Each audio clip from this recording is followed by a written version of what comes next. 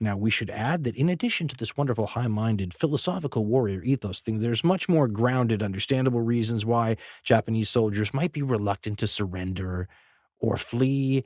Things like the commands by Japanese generals sometimes that said that we will execute anyone who does this. So real-world concerns too, but we should point out lots of other armies in history have killed deserters and, well, people still rout.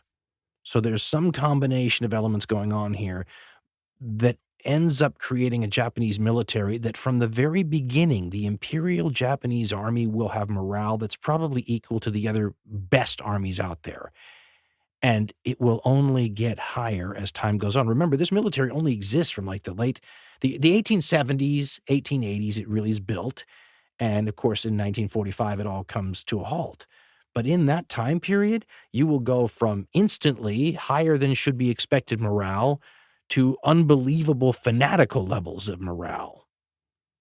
For comparison purposes, because we all know that the German army in the Second World War is a very good army, but in the book Implacable Foes, historians Waldo Henrichs and Mark Galicchio compare the two in this morale regard.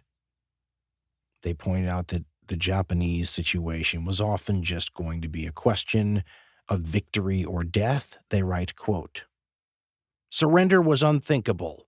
In Tunisia, when the German Africa Corps surrendered in 1943, the British captured more than 120,000 German soldiers, including a colonel general and his staff, 12 generals in all.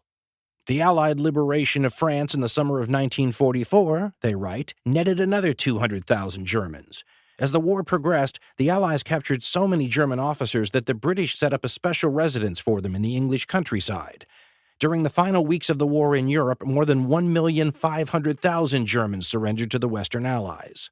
In contrast, they write, no organized unit of the Imperial Japanese Army surrendered during the entire Pacific War, until they were ordered to do so by the Emperor after Japan had formally agreed to capitulate. This, they write, was a record unprecedented in the annals of modern warfare." End quote. And as we've already pointed out, there were a bunch of Japanese soldiers that just because the war ended didn't see, fit reason to surrender. So this is a pretty high level of morale.